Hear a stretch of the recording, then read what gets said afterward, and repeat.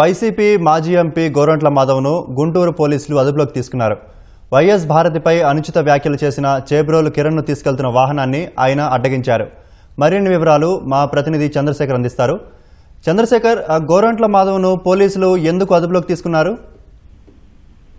Chandu, YCP సంబంధించినటువంటి మాజీ ముఖ్యమంత్రి జగన్మోహన్ రెడ్డి సతీమణి భారతి పైన టీడీపీ కార్యకర్త చేబ్రోలు కిరణ్ అనుచితంగా వ్యాఖ్యానించారు. ఆయన ఒక యూట్యూబ్ ఇంటర్వ్యూలో అనుచితంగా మాట్లాడిన దానిపైన పార్టీ అధిష్టానం స్పందించి ఆయనకు కిరణ్ ను సస్పెండ్ చేయడంతో పాటు అతనిపైన కేసు నమోదు చేయాలని చెప్పి కూడా ఆదేశించారు. దీంతో పోలీసులు, మంగళగిరి పోలీసులు కిరణ్ పైన కేసు నమోదు చేసి ఆయన ఇవాళ ఇబ్రహీంపట్నం వద్ద అరెస్ట్ చేసి గుంటూరుకు తరలిస్తున్నారు. ఆ సమయంలోనే గోరంట్ల మాధవ్ చేబ్రోలు కిరణ్ పోలీసులు తీసుకెళ్తున్నటువంటి వాహనాన్ని అడ్డుకొని కిరణ్ ను తన వెంట తీసుకెళ్తానని చెప్పేసి బెదిరింపులకు దిగారు.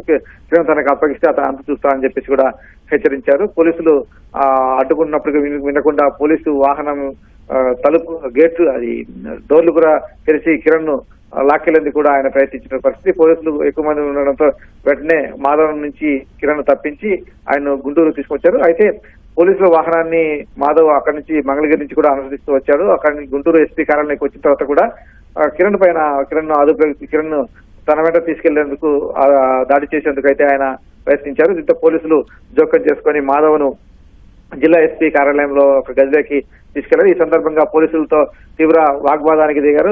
పెనుగులాట కూడా జరిగింది. అయినప్పటికీ పోలీసులు మాధవ్ను అదుపులోకి తీసుకుని ఎస్పీ కార్యాలయంలో గదిలోకి తీసుకెళ్లి ప్రస్తుతం విచారిస్తున్నారు. ఎందుకు అలా వ్యవహరించాల్సి వచ్చింది అనే దాని మీద మొదటి నుంచి కూడా మాధవ్ కొంత వివాదాస్పదంగానే ఉన్నాడు. ఆయన ఎంపీగా ఉన్నప్పుడు కూడా చేసినటువంటి పనులన్నీ కూడా చాలా వివాదాస్పదమైన పరిస్థితి. ఇప్పుడు ఎన్నికల్లో వైసీపీ అధికారం కోల్పోయిన తర్వాత కూడా పార్టీ అధిష్టానం మెప్పు పొందేందుకు ఇలా చర్యలకు పాల్పడ్డటువంటి విమర్శలు అయితే వస్తున్నాయి. కిరణ్ ను వైఎస్ భారతిని ఉద్దేశించి చేసినటువంటి వ్యాఖ్యలపైన తానే నేరుగా కిరణ్ పైన దాడి చేస్తే పార్టీ అధిష్టానం వద్ద తనకు గుర్తింపు వస్తున్నటువంటి భావనతోనే ఇలా దాడికి ప్రయత్నించినట్లయితే మనకు తెలుస్తోంది. ప్రస్తుతం అయితే మాధవ్ గుంటూరు పోలీసుల అదుపులో ఉన్నారు. జరిగిన ఘటనతో పోలీసులు కూడా ఒకసారిగా నివారిపోయారు. మళ్ళా ఏమైనా జరుగుతుందనే ఉద్దేశంతో జిల్లా ఎస్పీ కార్యాలయం వద్ద కూడా పోలీసుల్ని మోహరించారు.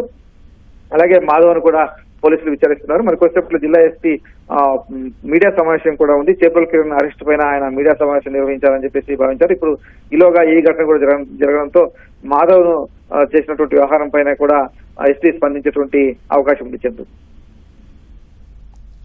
ధన్యవాదాలు చంద్రశేఖర్.